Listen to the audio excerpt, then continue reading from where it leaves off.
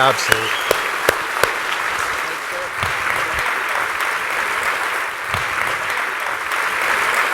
Thanks, guys. Thank y'all. Be seated. I'm going to go through a lot of slides tonight, a lot of history tonight. I want to see if I can put some perspective on it. So, and first off, thank you guys for having me here. I appreciate that opportunity very much. And by the way, thank you, Hawaii. I appreciate this lei very much. Thank you guys. Very, very gracious of you. Looking at the Convention of States and what it's about, all is based on the Constitution. I mean, what we're doing is using a constitutional tool to preserve the Constitution. In doing that, Article 5, what I hope to do tonight is give you a little background history perspective to maybe better understand why we do what we do and how this came to be. There's a philosophy behind it. I really like looking at things kind of from the 30,000-foot view. It's a whole lot easier for me. I've been in politics for a long time, held political office. I've trained thousands of people for office, recruited hundreds. It's a whole lot easier for me to handle a campaign once I can see what all the pieces are. And once I see that, then I know where to move within that. It's kind of like surveying a battlefield in the same way you would a battlefield. So in looking at the Constitution, what I want to start with is really the difficulty we have today. Why are we even needing to do something like Article 5? Why are we wanting a Convention of States? It's really because of what's happened to the Constitution, and a lot of that's because of the way school has dealt with the Constitution. I speak in a lot of universities, a lot of colleges. I've been appointed by a number of states and state boards of education, governors, to write the history and social studies standards in the states. And we really have a very, very bad view of the Constitution. We teach it really a bad view. It's a living document. You may remember that the first time that was used in presidential debate was between Bush and Gore back in 2000 when they were asked in the debate, what kind of justices would you put on the courts? And one says living Constitution, which was Gore. The other says original intent. Living Constitution is a very appealing thought, and this is what young people particularly are taught now, is that we have a living Constitution. And the reason it's a living Constitution is the other one's outdated. I mean, you look at what the Founding Fathers have done, and if you think about it logically, this is the phrase that's often used in colleges, the dead should not rule the living.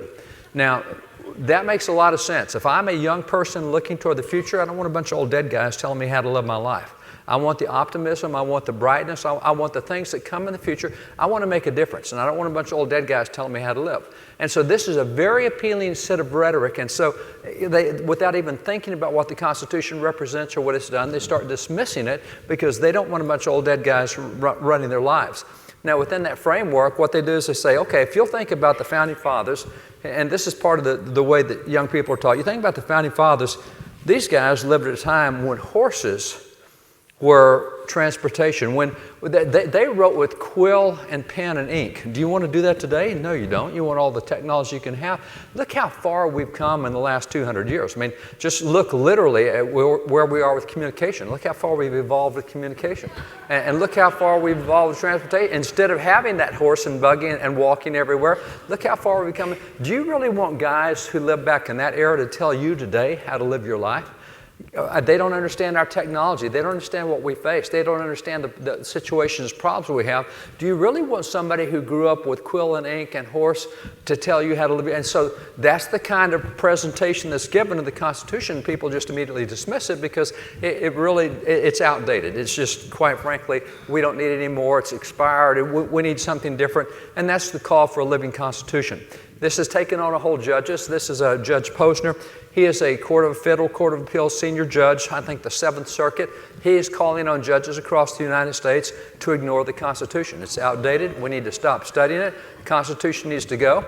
If you look even on the Supreme Court, Justice Breyer on the Supreme Court wrote a book 2 years ago calling us to get rid of the Constitution. We've moved way past it. We need something different other than that. And right now, the court is out of session. They go out of session last week of June. They come back in the first week of October. And generally, in that period of time, they travel a lot and they go to a lot of younger nations to help with judicial systems. That's one thing Ginsburg really enjoys doing. She goes to a lot of nations. She tries to help younger systems. And she tells them openly, do not use the Constitution of the United States as your model. It's a terrible document. You don't want to use that. Use something from South Africa or Nigeria. She gives all these other nations that you should use their Constitution. So this is the kind of undertone that we face. And this is the education that's producing political leaders. This is education that's producing government officials and bureaucrats and others, and this is the way they think, and the document itself is just not that significant anymore. So what's the response? How do you respond to the rhetoric that we shouldn't be bound by people who lived 200 years ago who don't have a clue what we're facing today? The way I respond, I was recently asked to go to Ukraine and help Ukraine write a new constitution. When they separated from the Soviet Union back in '92, they wrote a constitution, but they hadn't had freedom in a long time, really didn't know how to do a constitution. It hasn't worked out real well for them. They need something different. And so over there, I was speaking to their government schools and their law schools and et cetera. And I said, okay, I'm from America. I can tell you how we do it in America, but you really don't want what America has done. What you want is you want the right principles. And so I said, let me introduce you to these four guys. These are all four scientific names. Most of you will probably recognize these names. And you look at what these scientists have done and how long ago they lived. Most of them lived 400 to 500 years ago, long before the founding fathers. Kepler, you see 1571 to 1630. Kepler is the guy who gave us the laws of planetary motion. Now, it's because of what Kepler did more than 500 years ago that we're able to do interplanetary space travel today. Now, I guarantee you at the time Kepler did his laws of interplanetary motion, he was not thinking someone would leave the orbit of the Earth. He didn't even know Earth had an orbit. He didn't even know how we'd get anywhere. He wasn't thinking that. But you see, what we did was we took principles, and principles are timeless. Principles do not change over time.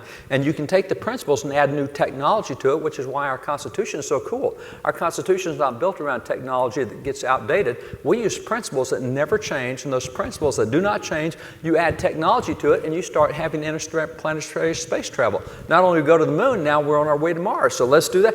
This is all based on something that's 500 years old. What if we said, let's get rid of science that's over 200 years old? We don't want any science over 200 years old.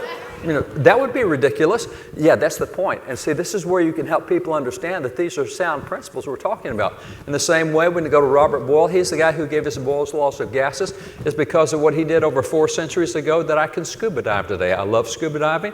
He didn't have any clue that someone would be underwater breathing. Didn't know that was even possible, but we take Boyle's law of gases, and because of that, we're able to breathe underwater. We're able to scuba dive. Same thing happens with Blaise Pascal. He's the guy who gave us the laws of fluid pressure. Those laws are timeless. It's because of that up to 5, 6, 7 years ago on ESPN2, you could watch all the lowrider competition, watch those cars bouncing around. Now, Blaise Pascal didn't even know what a car was, much less that you could bounce it 8, 10 feet in the air because of hydraulics. Everything about hydraulics goes from the laws of fluid pressure. So that comes from something that's hundreds of years old, and look how well and how much we use it today. The same thing when you go to Isaac Newton, what he did with physics, what he did with optics, what he did with so many things, including the laws of motion. If it was not for understanding the laws of motion, particularly the second law of motion and Bernoulli's principle associated with it, we could never fly a plane. I'm a pilot. I fly planes. I can only do so because I understand Newton's second law of motion and Bernoulli's principle that is the corollary of it. So we take all this really, really, really old stuff, and because of it, we're really advanced today. We take and add new technology to it, and that's the way the Constitution is. So if you can understand that things are built on principles, that timeless principles produce beneficial new things, that's the appeal that you can use with whatever generation it is. It's not that we're using we're using Article 5 of the Constitution because it's great and we've had it for 232 years. No, we're using it because it represents a principle. And what I want to show you tonight is the principle behind why they did Article 5 of the Constitution. And timeless principles, I think, are really good. And by the way, while we're here at Williamsburg, right down the road in Williamsburg, there's a founding fathers home, George Mason. George Mason was one of the 55 individuals who wrote the Constitution of the United States. He's a delegate at the convention, but he's one of 16 individuals who refused to sign the Constitution. He would not sign it. He went home and said, I want greater limitations on the federal government. We've all got good intentions now, but I don't believe the federal government will remain small. I think it will do what every other government in history has done. That's become big and become oppressive and take the rights away from the people. And so that's why he started calling for the addition of amendments to the Constitution, the Bill of Rights specifically. He's actually known as the father of the Bill of Rights. The work he did is what resulted in having the Bill of Rights added to the Constitution to limit the role of the federal government. What he feared back then is exactly what happened. He understood human nature. Human nature doesn't change over time. Even though they had the best of intentions, government has grown well beyond the limited scope that they all thought they had at that point in time. So when you look at George Mason, one of the things he did was back in May of 1776, he wrote the Virginia Constitution. Now, he wrote the Virginia Constitution 2 months before we signed the Declaration Declaration of Independence. So essentially, Virginia said, we're out of here. We're doing our own declaration. We're having our own Constitution. We're sitting aside the royal governor. We're doing our own. And in that, now Virginia's gone through several state constitutions. When they became part of the Confederacy, new constitution, coming back in after the Confederacy, new constitution. So they've had several constitutions, but nonetheless, they have kept in their constitution throughout that time the statement that George Mason made. And so it's a terrific statement. George Mason said, no free government or the blessings of liberty can be preserved to any people but by a frequent recurrence to fundamental principles. The only way you keep your liberties is you have to keep going back to core principles. Now, I like that phrase, a frequent recurrence to fundamental principles. And by the way, we're in the middle of sports season right now. We're starting to look at the end of baseball season. We finished hockey season. We're now looking at the start of basketball season. We're in, tonight there are 6 NFL games going on. So you look at all these pro athletes, these guys that are out there, and I don't care what sport you take, the person who is the MVP of any sport you want to choose is the person who does the basics better than anyone else. He does the fundamental principles. The guy who wins who's going to win the MVP in baseball, it's not because he came up with something new. It's because he hits the ball better, he throws better, he feels better, he does all the basic stuff better than anyone else. And that's the same with basketball and anything. It's a frequent recurrence to fundamental principles. So those fundamental principles, the Constitution is built on a certain set of fundamental principles. If you don't understand the principles, you won't understand what they were trying to get at and how to apply those principles today, because while time changes, principles don't change. They're like science. They're there forever. They're immutable laws that will not change. So as you look at those, what we want to do is Article 5. What does it represent? Why is it there? Why did they put that provision in the Constitution? What were they thinking? What did they anticipate might happen? Why is it there? And so let me see if I can take you through some of that. Now, in doing that, I want to just put a tone out there for what the Constitution has produced, just to understand where we are. And sometimes we take a lot of things for granted. But I love what President Calvin Coolidge said back in his day as president back in the 1920s. He said, the more I study the Constitution, the more I realize that no other document devised by the hand of man has brought so much progress and happiness to humanity. He says, to live under the American Constitution is the greatest political privilege that was ever accorded to the human race. Now, that's a pretty profound statement.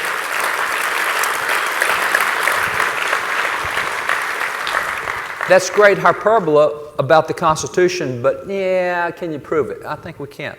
When you look at where America is today, we're one of 195 nations that are part of the UN. So nations come and go. There's new nations every year, and that number goes up, 193, 197, 189. We're at 195 right now. That's how many nations we have. When you look at where we are, we have had in our history one Constitution. So Americans, we've had one Constitution. Look at how many constitutions other nations have had in a similar period of time or a shorter period of time. Imagine living in other nations and having constitutions as often as all these other nations do. In the period of time that we've had one, look at all the other nations, how many, dozens, many of those nations have had. I was in Poland last year, took a congressional delegation to Poland. We were with the Prime Minister, and I talked to people in Poland, alive in Poland. I talked to people who have lived through 7 constitutions in their lifetime in Poland. If you're a baby boomer in South Korea, you've had 6 constitutions, and we consider South Korea a stable nation. So the question becomes, what's the average length of a constitution in the history of the world? And the answer is 17 years. May I point out, we've been 232 years with our Constitution. That's just a little bit different from the rest of the world. I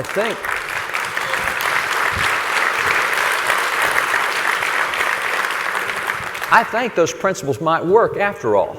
You know, as old as they are, we still have stability, and we're the most prosperous. Matter of fact, let me just give you examples. Where we are with things like creativity. America represents 4% of the world's population. If you measure international creativity, our creativity, you can do that through international copyright, patent protection, etc.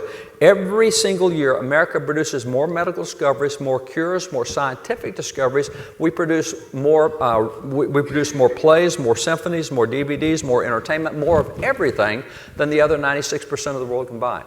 Now, 4% of the world's population should produce 4% of the world's whatever. Our 4% produces more than the other 96%, and we do this every year. I was in Germany recently, was over some military bases over there, and while I was there, I'm a cowboy from Texas, and I got to stay at a 5-star German hotel, and that was really cool for this cowboy to stay at a really highfalutin hotel like that, and it would have been really nice if they would have had internet at that 5-star hotel.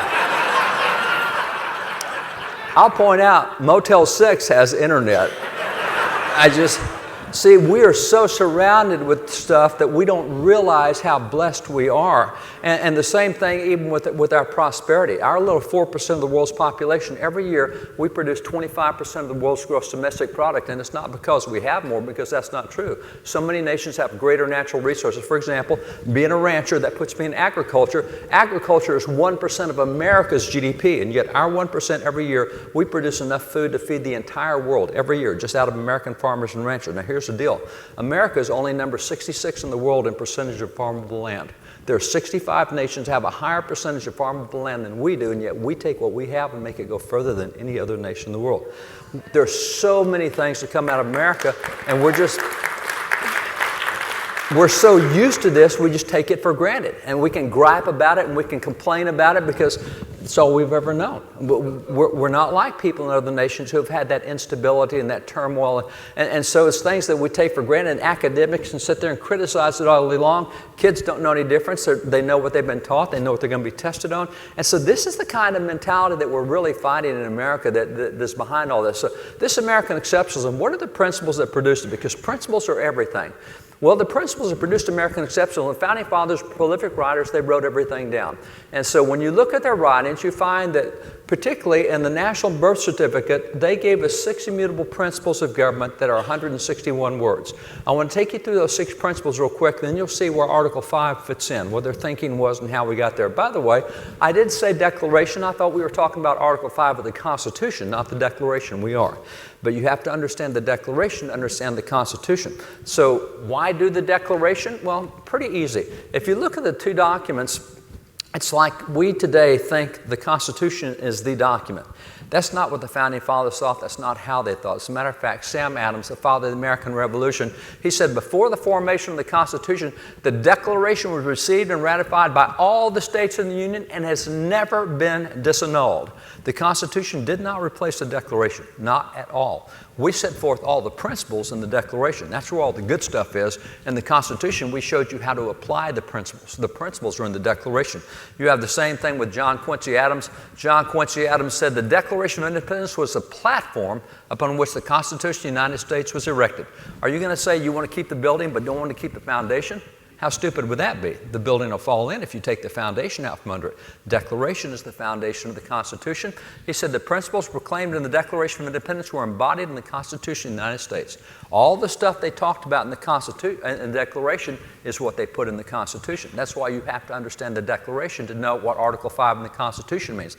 So when you look at these 2 documents and how they go together, a lot of the times we say, why did they do that? What was the purpose of that clause in the Constitution or in Declaration, etc.? And I love what the U.S. Supreme Court said in 1892.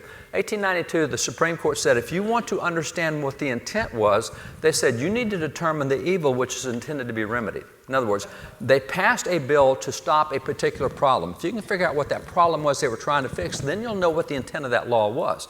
And if you don't know the intent, then you'll misapply laws at times. You'll end up doing things that we now call overcriminalization. You get thrown in jail for things that weren't crimes when the bill was written, never intended to be a crime. That was not what they were after. But some good bureaucrat reads it in a certain way and comes up with a new interpretation. So you want to go back to original intent as often as you can. Let me give you an example out of the Constitution of why you want to say, why did they put that in there? Article 1, Section 5, Paragraph 4 says, neither house during the session of Congress shall, without the consent of the other, adjourn for more than 3 days, nor then to any place other than that in which the 2 houses shall be sitting. Huh? What? All right, what's the intent of that? See, here's the deal.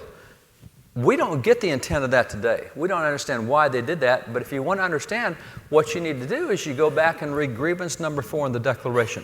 There are 27 grievances in the Declaration explaining what they were ticked off about and what the British government was doing that they thought were bad principles. And so when you read our grievance 4 in the Declaration and then read that clause in the Constitution, you go, oh, that's why they did that. Now I get it. Now I know why you can't have either house dismissed without the approval of the... Now I understand what they're trying to do here. And it's the same thing with grievances throughout the Declaration. You just take a grievance in the Declaration, you'll find it solved in the Constitution. You see, in the Declaration, they said, here's the problem. In the Constitution, they said, here's the solution. So if you want to know why they did what they did, go back and see what they were talking about and why they created that clause.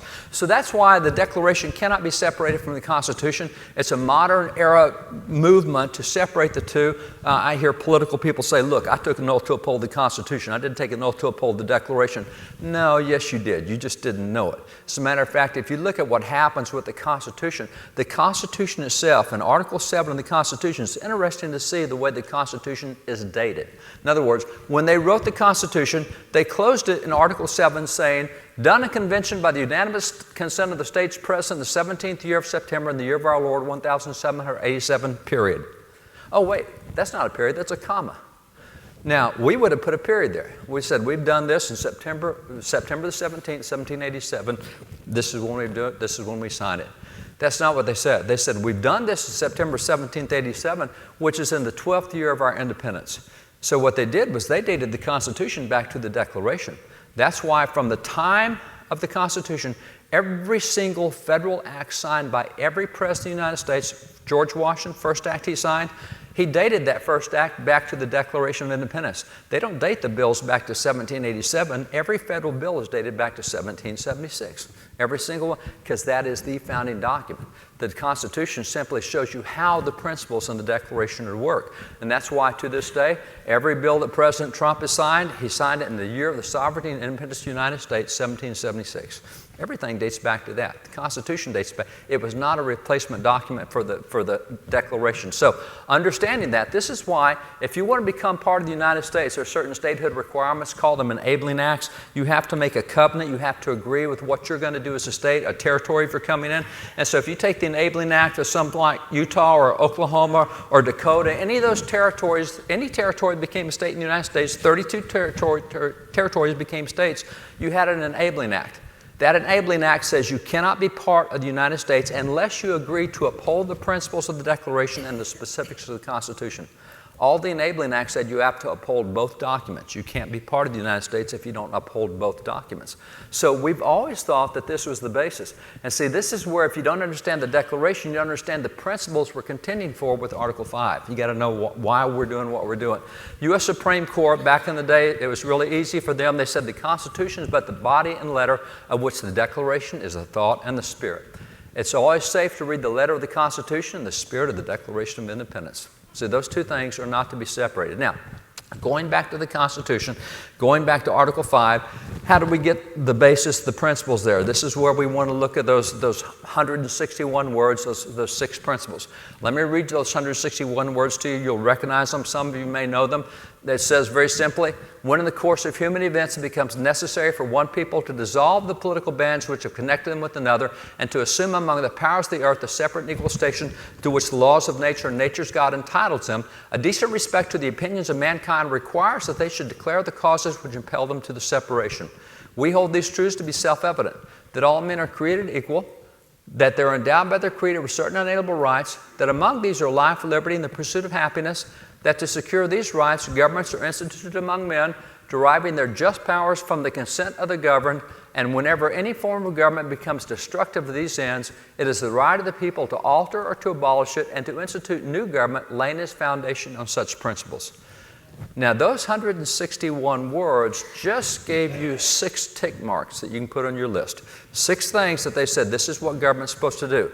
And that's what they did. They gave tick marks. So let's go through them quickly. 160 words, the 6 principles. The first one talked about the laws of nature. It says we feel an obligation to tell the other nations what we're doing because of the laws of nature and nature's God.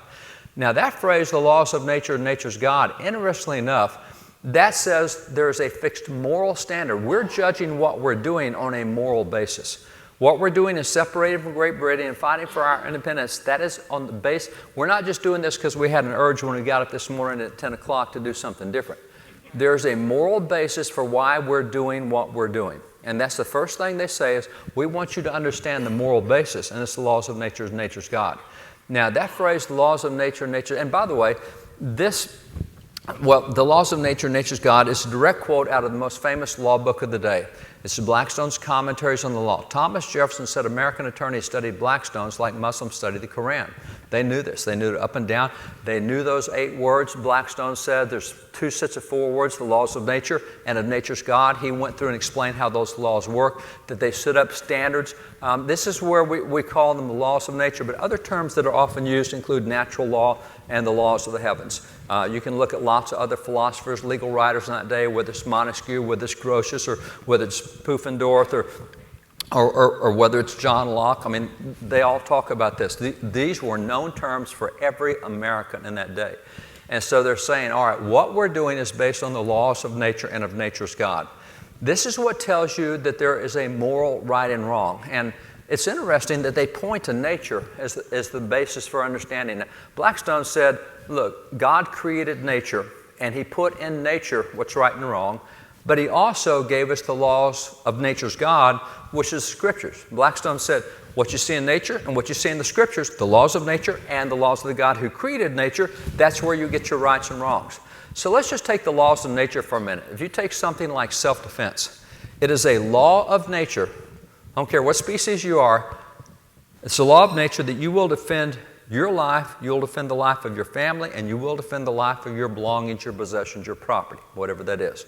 Being a cowboy, I know that. If I mess around with a mare after she's had a colt, I will get a hoof print right in the middle of my forehead because I don't mess with her young. And she will chase me out of the barn. She thinks it's hers. I built it for her, but she thinks it's her house. I don't care whether you're a dog, I don't care whether you're a lion, I don't care whether you're a snake, even a mouse will bite you and try to hurt you if you try to mess with their home and their young. That's a law of nature. I have the right of self-defense, and no human law can change that, which is why we had the Second Amendment added to the Constitution. This is recognition that it is right to defend yourself.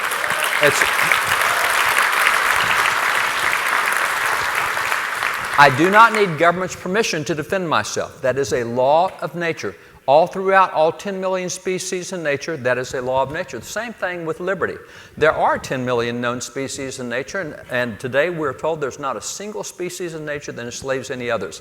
We used to be told up to about 10 years ago that, well, there are 2 groups of ants that enslave each other, and now they've said, no, that's really not true. It's really a symbiotic relationship. We can find no example anywhere in nature of enslaving any other species ever. Well, this is where a lot of the Founding Fathers, this is why they were anti-slavery. America was the second nation in the history of the world to end slavery. Great Britain was first, we were second. We were the first nation to end the slave trade. And so all the yelling that's done today about how racist these guys were, of the guys that we know of Founding Fathers, about 250 of them, about 25% would be what we would call racist and slave owners and pro-slavery. 3/4 of the guys are the guys who started the first abolition societies in America, who led the abolition, and they did so because they said it's a law of nature that you're not to hold anyone else. You find anywhere in nature and show me where slavery exists. It violates the laws of nature. So that was a moral right and wrong. It was wrong. That's why we could say slavery was wrong and freedom is right. Liberty is right because it's a law of nature. So that's one of the things they pointed to. Same thing with association. You see, if I'm going back to my cowboy stuff, if I happen to be a black Angus cow, I can hang out with the white Charolais if I want to, or I can hang out with the red Santa Gertrudis, or I can hang out with the black and white Holsteins, or I can hang out with the brown Guernseys. I can choose who I want to hang out with. There's nothing in nature. As a matter of fact, if I'm a cow, I can hang out with the donkeys, or I can hang out with the deer, or I can hang out with the raccoons. I can choose who I hang. That's the right of association, which is why we protected that in the First Amendment. It's a law of nature. All throughout nature, whoever they hang out with, that's their choice. It's not the government who tells you who to hang out with or who you will and won't do business with, etc. So that's why we had the right of association protected in the First Amendment. You also have property. From the time any animal comes in the world, it will stake out what it considers to be its own property. Now, when it dies, another animal is going to get it or something else. It's like when we die, the kids get it or we give it to the state or whatever we give it to. But while we're alive, we have private property. And that is something that is big in the 10 Commandments. I mean, you look at the 10 Commandments, one commandment says don't steal somebody else's private property. One of the 10 Commandments says don't even want somebody else's private property. God's big into protecting private property. That's a law of nature. You also have accumulation profit. There is no instance in nature where that anybody in nature says, Mr. Squirrel, you need to share those acorns with somebody else. You've got way too many acorns there. You get to...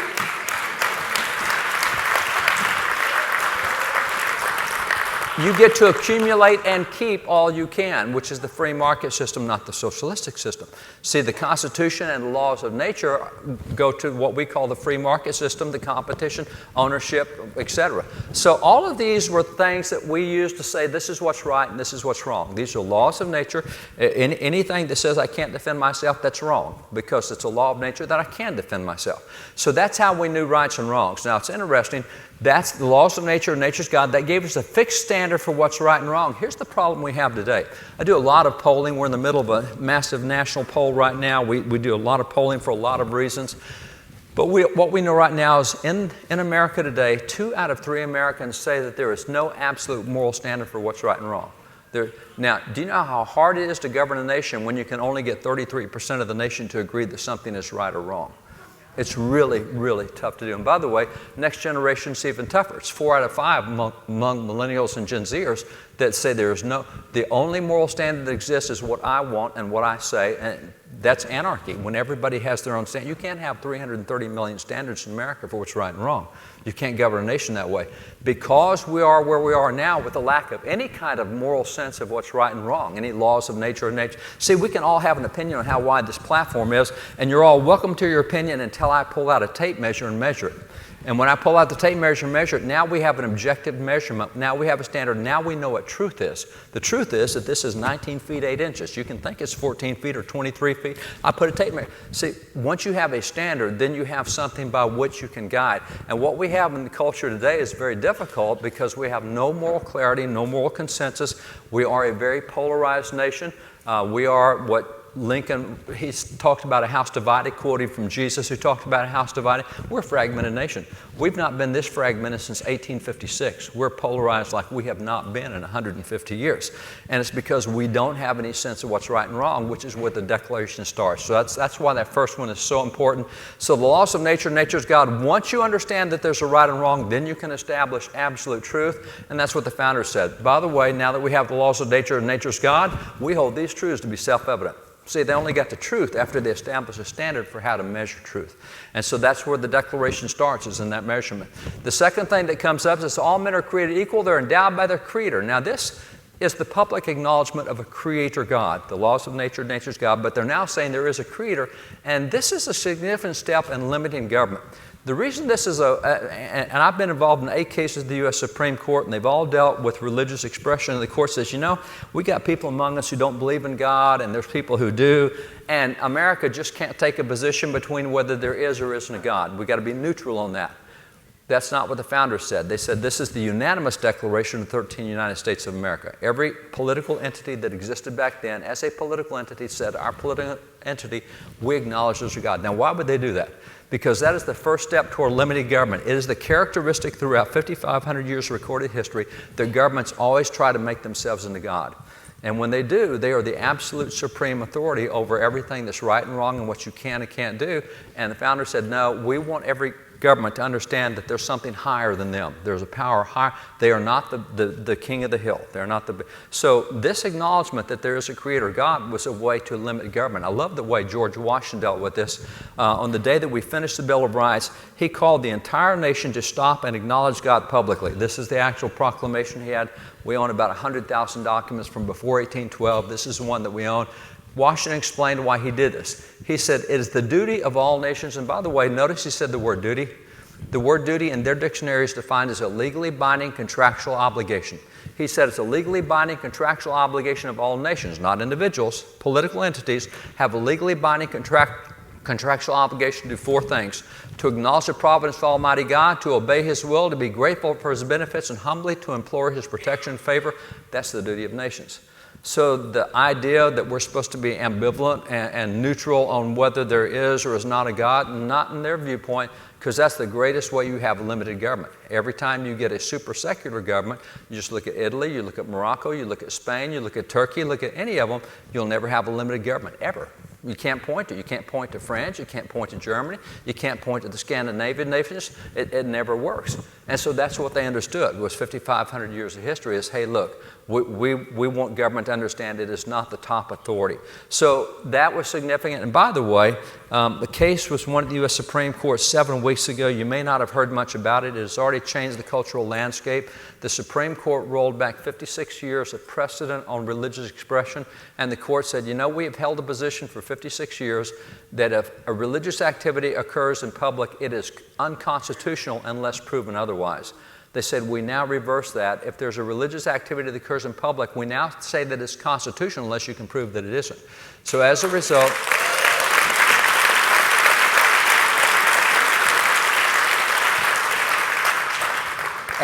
as a result, you will see religious liberties start occurring in the next 2 to 3 years that you have never seen in your lifetime, ever.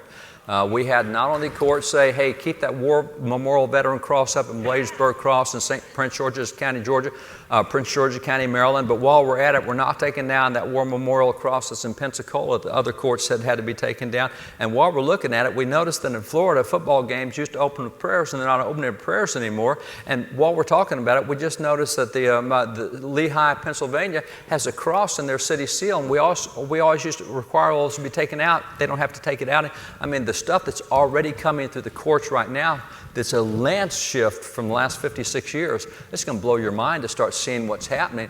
But this is, again, the government getting out of the way, going back to acknowledgement of God, which was what we believe was important. The third thing, it says they are endowed by their Creator with certain unalienable rights. This is a belief that there are a certain set of rights that come from God.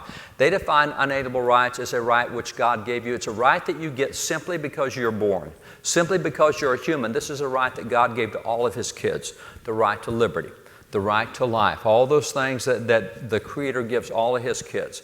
Now, significantly, this is the second step in limiting government. And let me see if I can explain it because it deals with jurisdictions. On my ranch, I happen to have a red pickup. I like my red pickup a lot. I think everybody ought to have a red pickup. I was out working at the ranch yesterday with my son, Tim, and Tim, unfortunately, has a black pickup, which is not a cool thing to have. So while he was out there working, I spray painted his truck red because everybody needs a red truck.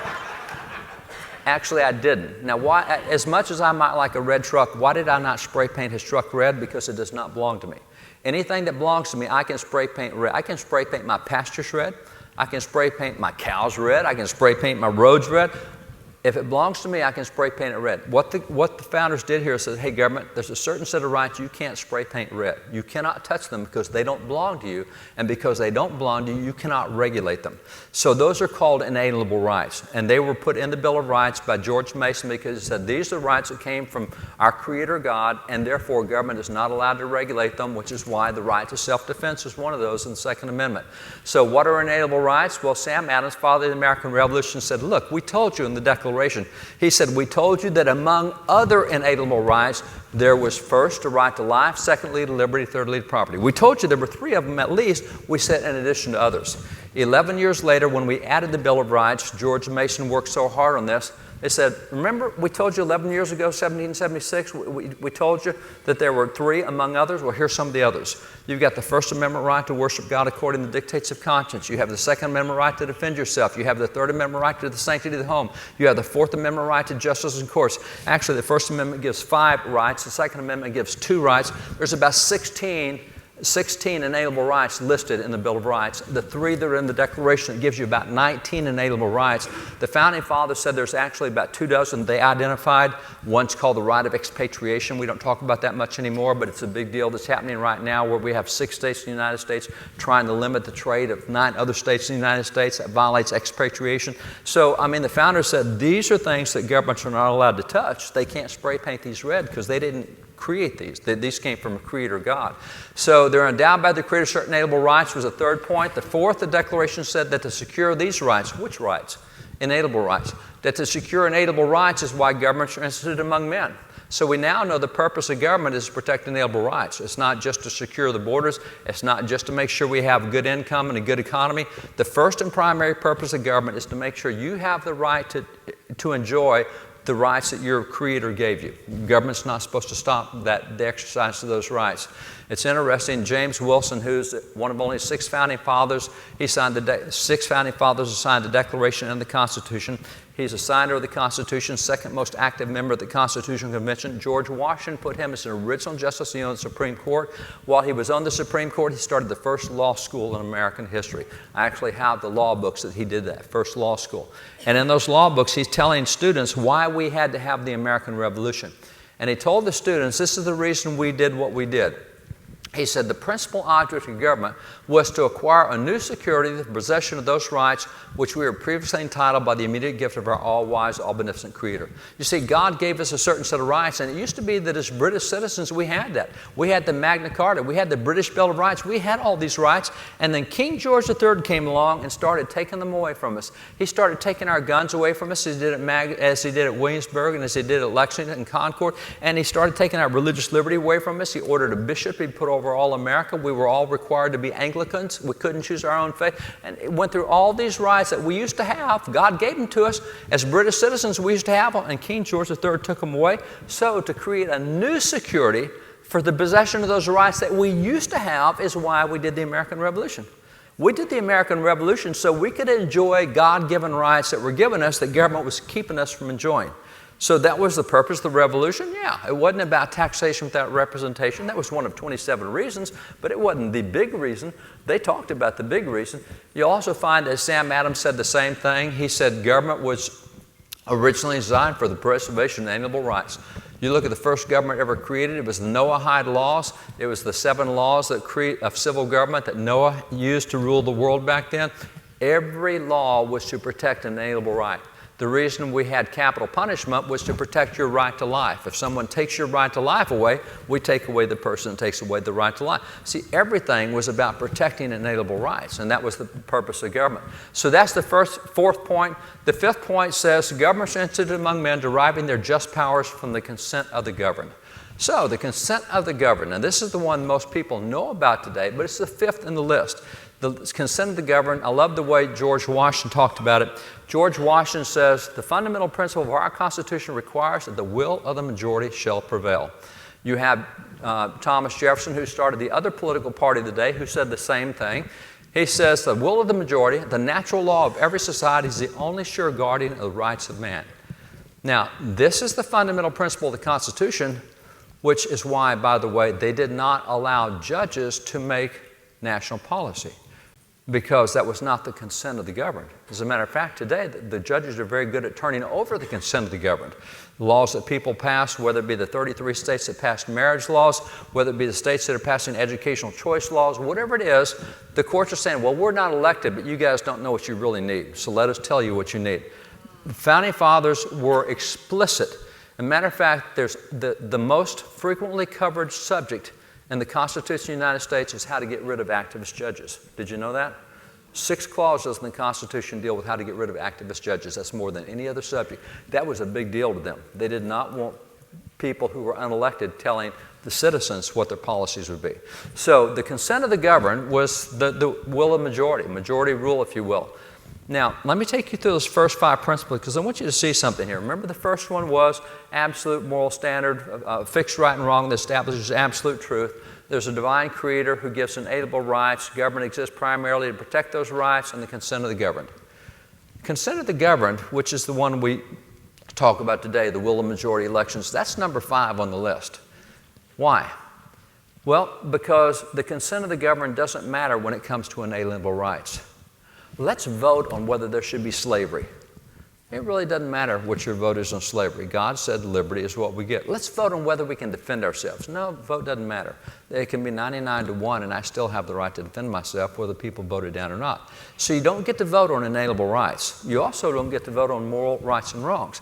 Let's vote on whether rape should be a crime. No, that violates the laws of nature. Nature's God, and we don't vote on that. So we don't get to vote on moral standards, and we don't get to vote on inalienable rights. So what do we vote on? You can vote on whether the sidewalk should be 4 feet wide, 5 feet wide, or 6 feet wide. You can vote on whether the speed limit should be 45, 55, or if you're in Texas, 85 is our speed limit. We have a lot of fun there. You can vote on, but you don't get to vote on see, that's why it's number 5 in the list. People think the will of the majority is number one on the list. I get to set my own standards. No, this is how liberty works. This is why we've lasted 232 years, because we've had a set of principles that didn't change with every whim that came across. Now, here's the sixth and final one. Whenever any form of government becomes destructive of these ends, in other words, when a form of government says, well, we don't think there's rights and wrongs, and by the way, we don't think you should have the right to acknowledge God and your inalienable rights, we'll tell you what they are and what you can do with them. And it's all the same, and we don't exist primarily to protect your rights, you exist to serve us in government.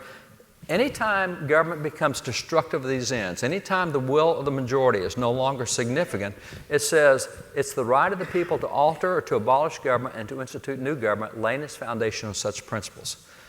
So the sixth principle is, if the government doesn't do the first five, you get to start a new one or change it. Now, we don't need a revolution every time government screws up. I mean, that's not what we're after. But there is a principle in the Declaration that says the people have the right to change and make changes to their government. See, this is what came into the Constitution as Article 5. Oh, back up here. That was Article 5. Article 5 says, hey, we recognize that there's going to be changes you need to make from time to time. Here's how you can do it. And see, one of the things the Founding Fathers understood is you don't let the body who's out of control be in charge of making the changes. So when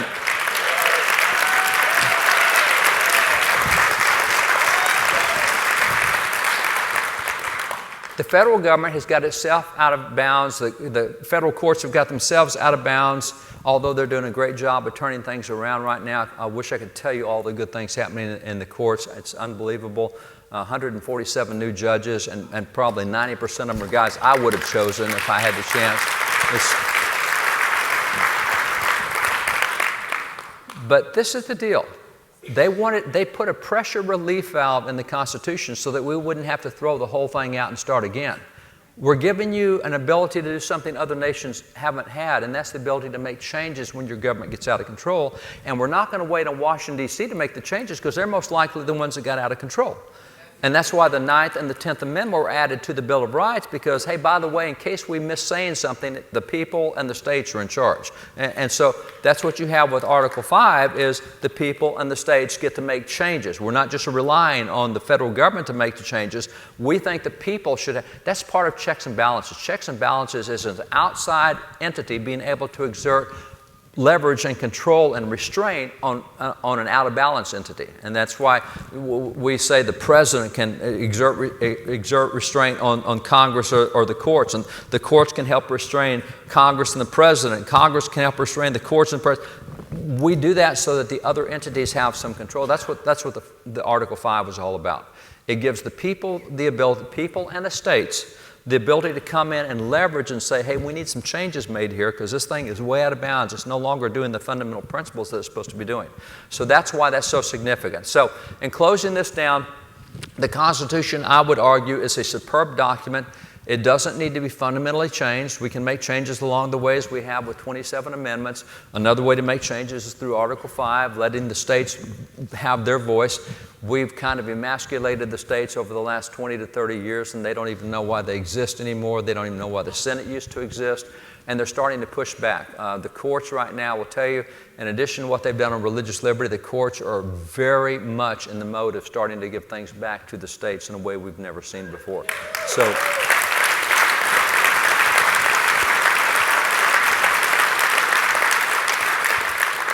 So we have more opportunity now for the states to be able to break up some of the stuff that needs to be broken up, and states and us as individuals working at that level. But I like the Constitution. I'll close with 3 quotes. George Washington said this. He said, "The Constitution is the guide which I will never abandon." Good move. Those principles have worked 232 years, and they'll work as long as we continue to apply them. They'll only stop working when we stop using them. It's like saying, gravity's 500 years old, let's get something else. It's not going to happen. So as long as we use the principles, they're going to keep working. I love what Abraham Lincoln said about this. Abraham Lincoln said, "Don't interfere with anything in the Constitution. That must be maintained, for it is the only safeguard of our liberties." At that point, the Constitution was coming up on 80 years old, and already it had proven itself. Final quote I'll give you is from Daniel Webster, the great defender of the Constitution, probably the greatest attorney in any generation in American history. Daniel Webster said, "Hold on to the Constitution and to the republic for which it stands. Miracles do not cluster, and what has happened once in 6,000 years may not happen again.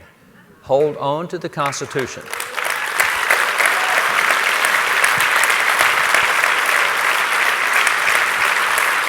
Mark, thank you guys. Go to conventionestates.com, press the button, sign the petition. More importantly, get 10 of your friends to do the same. When you sign the petition, then that sends a letter to your state legislator. You go on the list in their district as a supporter. We deliver those lists to the state legislators. It means something to them.